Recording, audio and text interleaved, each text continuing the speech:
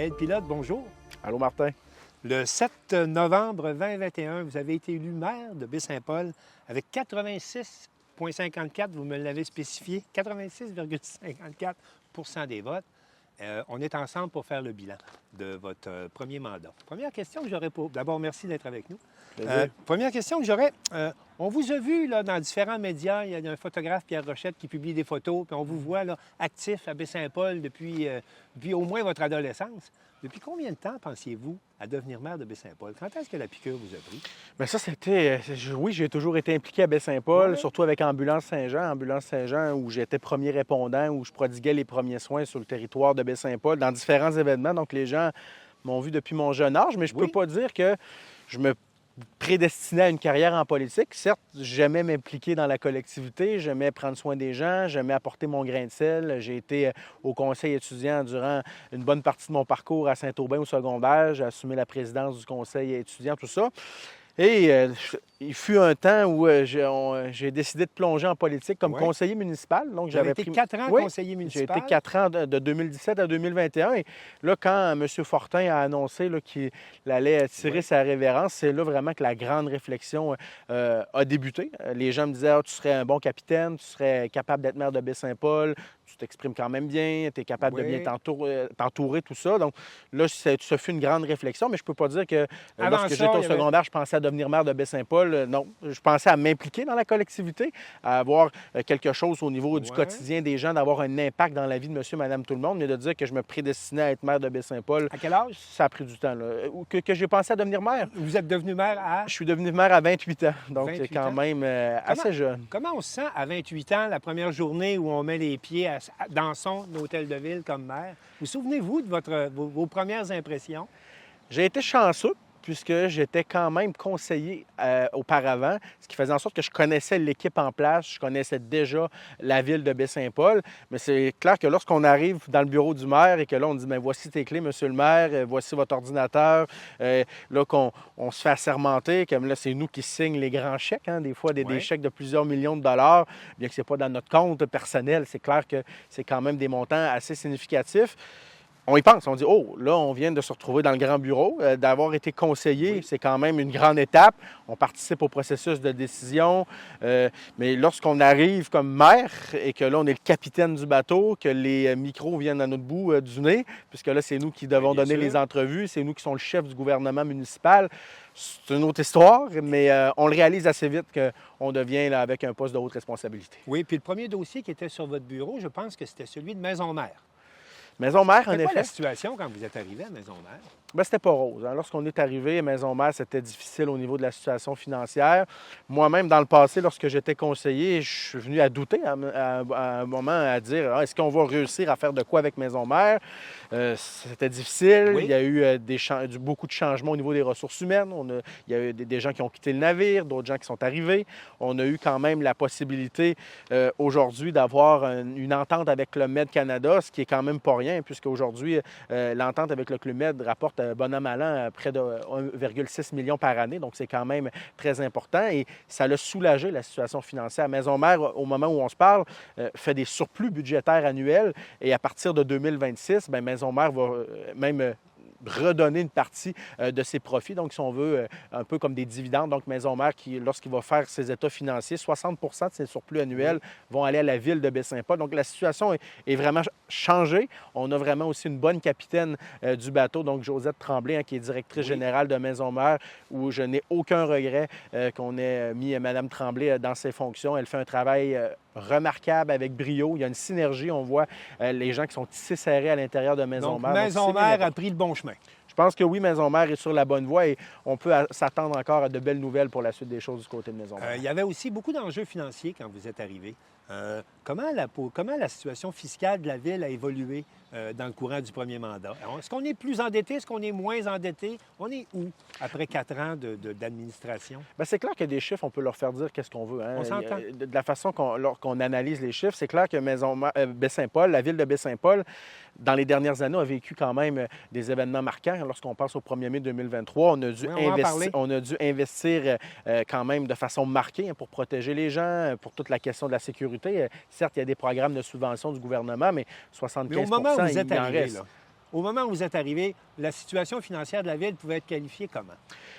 Il devait y avoir des changements. Baie-Saint-Paul, quand même, a investi dans le passé. C'était important, puisque investir et dépenser, c'est deux choses qui sont totalement différentes. Oui, d'accord. Il y a eu de bons investissements et les gens veulent plein de services. Les gens sont bien satisfaits d'avoir un hôpital qui est derrière nous au moment où on se parle, l'hôpital de Baie-Saint-Paul. Mais la ville de Baie-Saint-Paul a dû investir dans ses infrastructures dans le passé pour faire le quartier René-Richard, pour faire différentes infrastructures à Baie-Saint-Paul. Et ça a des coûts.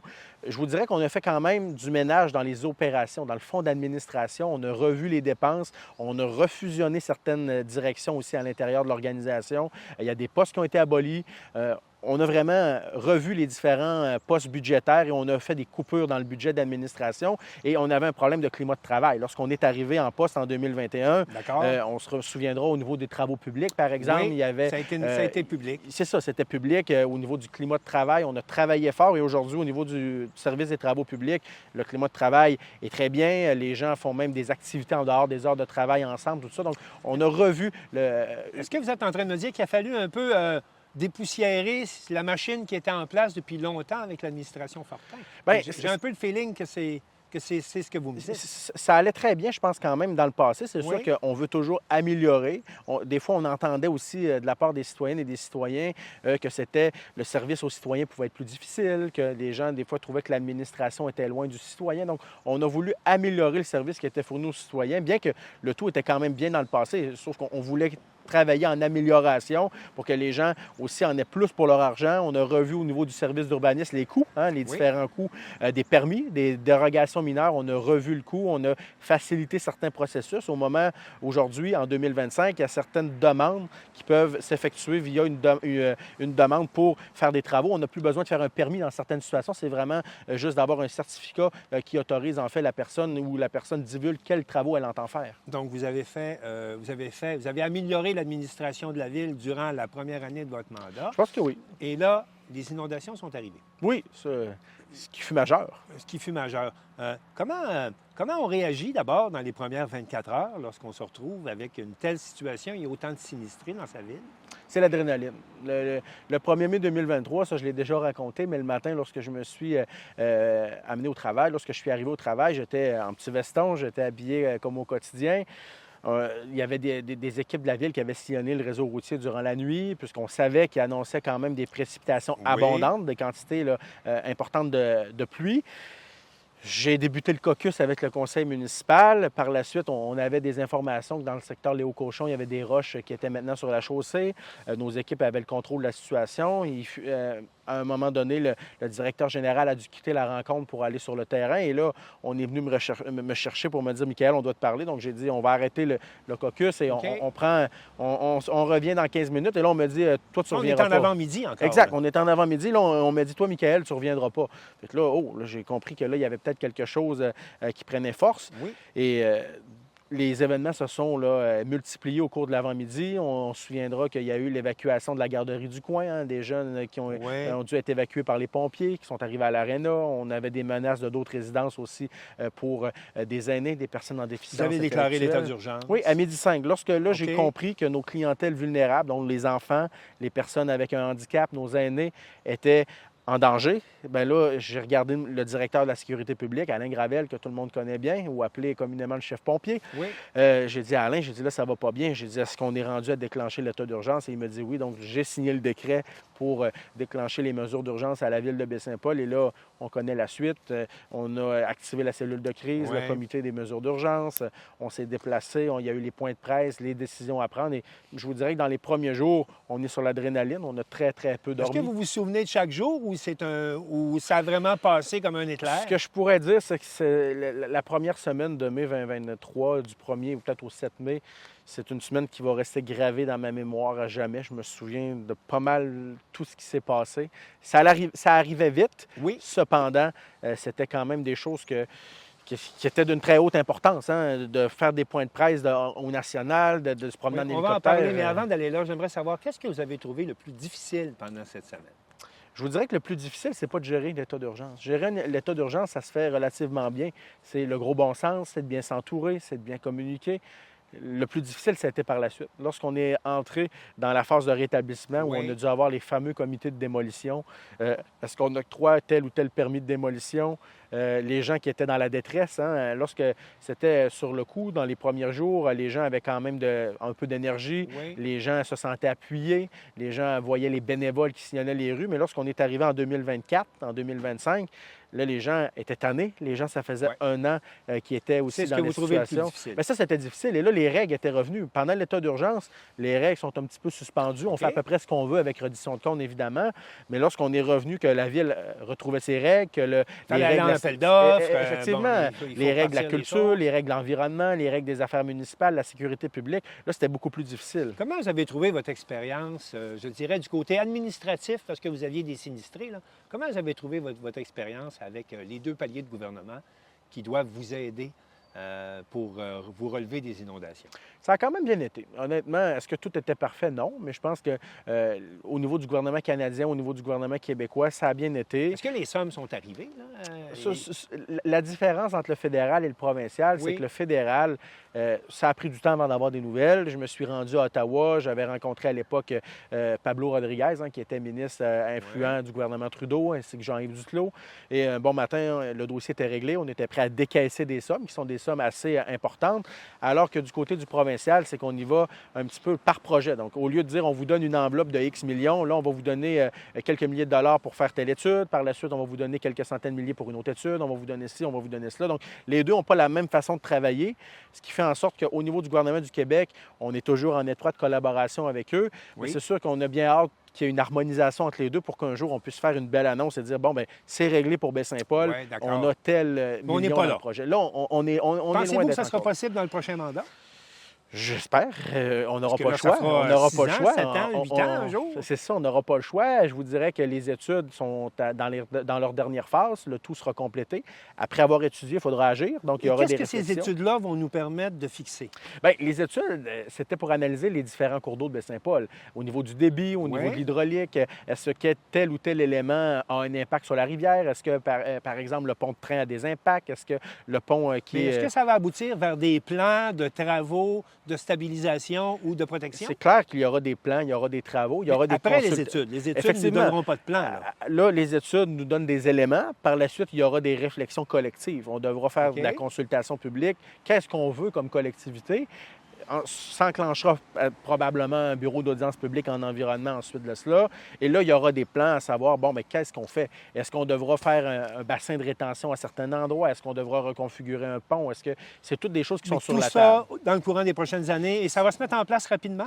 Bien, On va démarrer. Les études vont arriver, là? c'est sûr que les travaux devront avoir lieu un jour ou l'autre. Donc oui, dans les prochaines années, je ne peux pas m'avancer Ouais. dans un échéancier précis, mais dans les prochaines années, dans le prochain mandat, ce sera justement la phase de consultation, la phase de plan et de décider qu'est-ce qu'on fera pour Baie-Saint-Paul. Maintenant, dans votre carrière de politicien, on dirait que l'avènement des inondations vous a révélé. Vous êtes devenu du jour au lendemain un maire que l'on connaît aux quatre coins du Québec. Les médias s'intéressent à vous. Qu'est-ce que ça a changé du point de vue de votre notoriété de ces inondations? On dirait qu'il y a eu un avant et un après du point de vue de votre notoriété. Effectivement, c'est sûr qu'avant le 1er mai 2023, j'étais le maire de Baie-Saint-Paul depuis... Le jeune maire Le jeune maire de Baie-Saint-Paul Ouais. depuis plus ou moins une année. Et lorsque les inondations sont arrivées, on a eu une couverture médiatique là, phénoménale. On a fait des entrevues aux quatre coins du Québec ou qui étaient disputées aux quatre coins du Québec, à l'intérieur du pays, même aux États-Unis. On a fait tous les postes nationaux, des points de presse au quotidien. Hein. On se rappellera dans les premiers jours, pendant la première semaine en fait, Oui. nos points de presse étaient diffusés sur les grandes chaînes telles que Radio-Canada, TVA, LCN, RDI, tout ça. On a fait les émissions, que ce soit du matin avec Salut Bonjour, la Mais radio, au-delà le de la soir. crise, là, Ça a fait en sorte de nous révéler et de voir qu'on a bien, je pense, les gens peuvent nous reprocher des choses dans la gestion des inondations, mais Oui. je pense qu'au niveau de la communication dans l'état d'urgence, on l'a bien fait. Et c'est clair que les médias se sont intéressés à Baie-Saint-Paul. Et aujourd'hui, lorsque les différents médias s'intéressent encore à s'intéressent encore à Baie-Saint-Paul, Vous êtes on a devenu des... très sollicité. Oui, on a là. des demandes d'entrevues assez fréquentes, que ce soit au niveau des médias écrits, que ce soit au niveau des médias télévisuels, tout ça. Donc, c'est sûr qu'au niveau médiatique, ça me fait connaître Oui. de l'ensemble du Québec. Michael Pilote, après les inondations, il y a un dossier qui est apparu tout à coup dans sa plus grande importance, dans sa crise. On parle de la crise du logement. Comment la municipalité a réagi avec ça? Bien, la crise du logement, elle n'est pas juste à Baie-Saint-Paul. Hein. On a une crise du logement qui est nationale. Qui touche On ne tout l'avait le pas vu Québec. venir, cette crise-là. Bien, c'est clair qu'il y a 10 ans, on n'était pas dans les mêmes cartons. Et lorsque c'est qu'à Baie-Saint-Paul qu'on a vu qu'on avait un taux de logement vacant qui était en dessous du 1 on s'est dit là, il faut travailler, il faut trouver des solutions, il faut sortir de la boîte.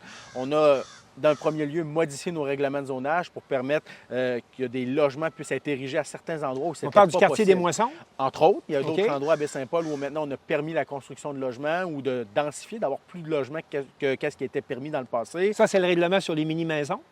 Ça peut être aussi, ça, vous en parlez, des mini-maisons. On a permis aussi d'avoir des mini-maisons sur le territoire de Baie-Saint-Paul. On va avoir lancé un quartier de mini-maisons bientôt. Il y a 2 mini-maisons qui sont maintenant prêtes qui vont pouvoir être visitées par la Combien vont population. s'ajouter? Pour l'instant, il y en a 2 qui sont déjà en place et il y en a 3 autres qui vont arriver pour la fin de l'année 2025, donc novembre ou décembre. Donc, un mini-quartier des mini-maisons. On parle d'un mini-quartier des mini-maisons à 5 mini-maisons. Il y en aura d'autres qui pourraient possiblement arriver pour les prochaines années. On travaille aussi au moment où on se parle aussi sur le projet des habitations de la lumière, 43 unités de logement abordables. Le projet est toujours en vie.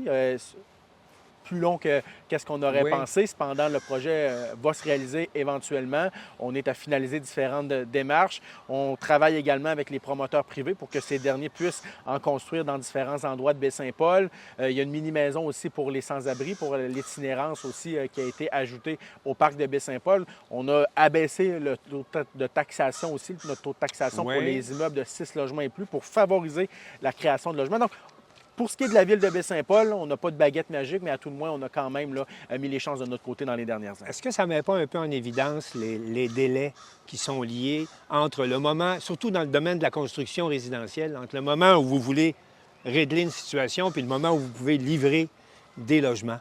Il y a un délai de combien de temps? 3 ans, 4 ans entre les deux? Vous voyez ça comment? Ça dépend des projets. Ça dépend aussi si c'est un projet qui est privé. Est-ce que c'est Parce public? qu'il faut dire, après 4 ans, vous avez beaucoup de projets en cours, mais pas beaucoup d'unités de livrées. Il faut le dire quand même. C'est vrai, les projets, c'est long. Lorsqu'on Oui. a plusieurs bailleurs de fonds, lorsqu'on est avec le gouvernement, il y a des contraintes, les terrains, les acquisitions.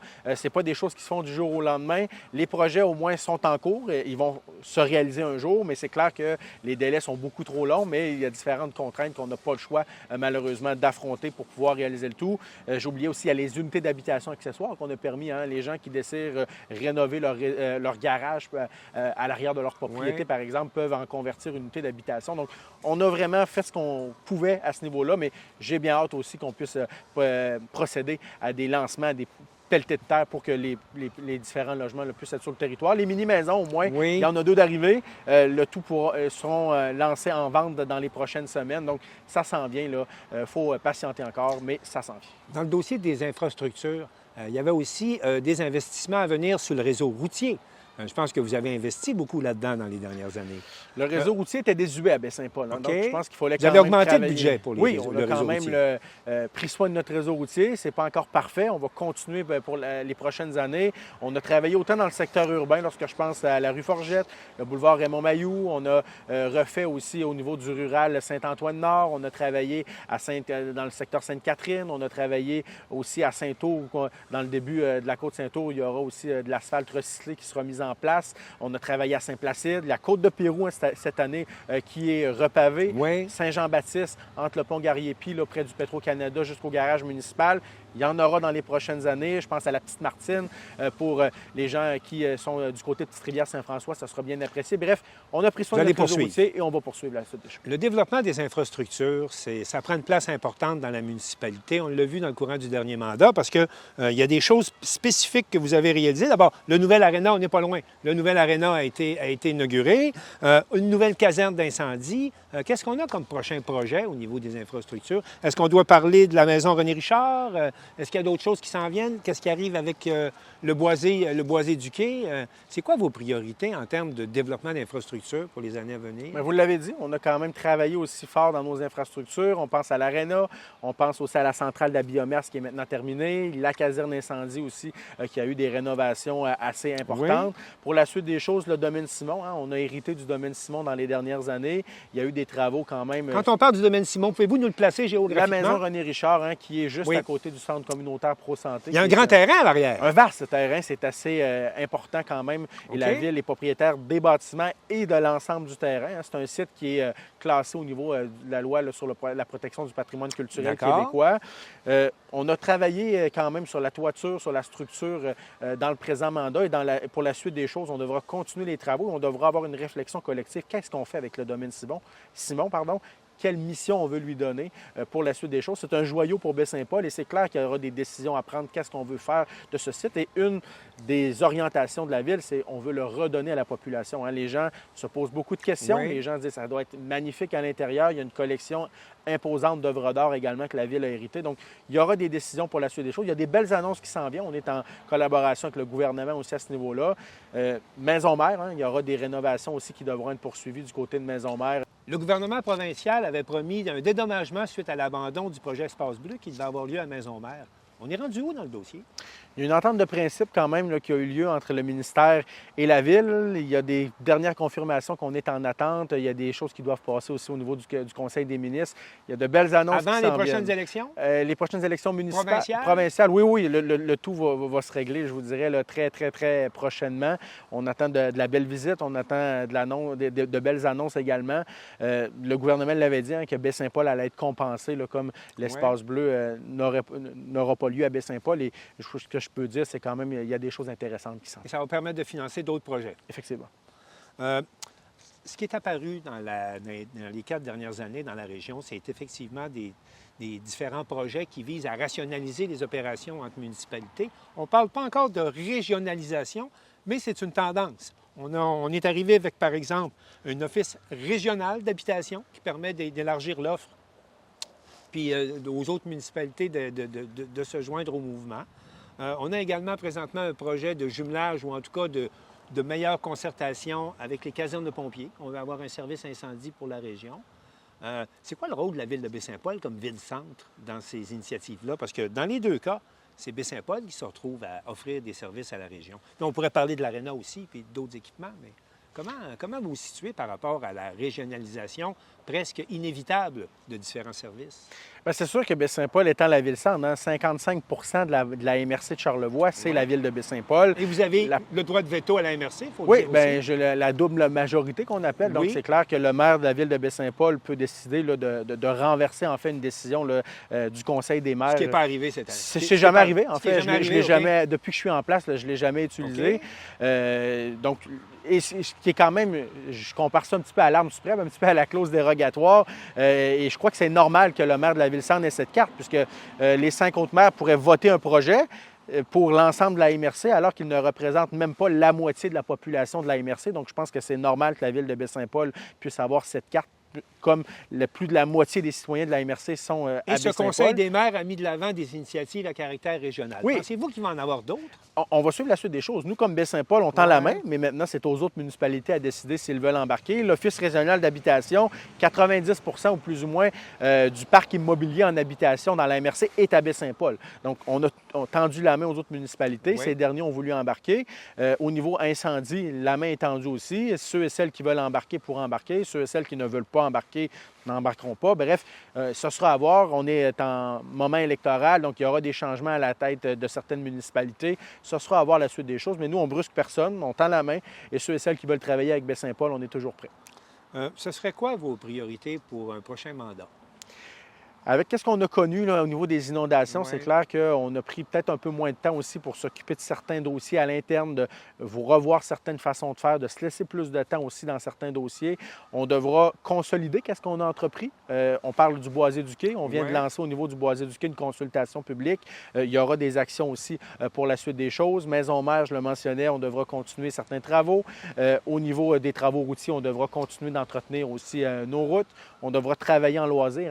La question des activités de loisirs. Il y avait un projet de centre sportif qui était sur la table. On n'a pas été accepté au niveau du gouvernement québécois. Donc, on va relancer des démarches. On va actualiser le projet dans les prochaines années. Donc, on veut consolider les projets. On a été beaucoup en développement. Les inondations aussi, on devra consulter les gens. On devra mettre en place différents ouvrages de protection. On va travailler avec la population. Donc, c'est ça qui s'en vient, je vous dirais, là, pour la suite des choses. Et si vous aviez un mot pour qualifier votre emploi de maire de Baie-Saint-Paul? Je dirais que l'emploi de maire de Baie-Saint-Paul, c'est un emploi qui est intéressant. Il n'y a aucune journée qui est identique. Autant je travaille en logement, je travaille même en santé, en éducation, qui ne sont pas des dossiers qui relèvent de la municipalité, mais on est toujours impliqué comme partenaire. C'est quand même de bonnes journées. Ceux et celles qui pensent que comme maire, on travaille du lundi au vendredi de 8h à 16h, ils font erreur. On travaille, c'est 7 jours sur 7, c'est à l'épicerie, les gens dialoguent avec nous, sur les réseaux sociaux. Donc, c'est vraiment une belle chance et une opportunité que j'ai de pouvoir représenter les Baie-Saint-Pauloises et les Baie-Saint-Paulois. Et j'en suis bien fier lorsque je me lève le matin et lorsque je me couche en soirée. Michaël, pilote, merci beaucoup. Merci.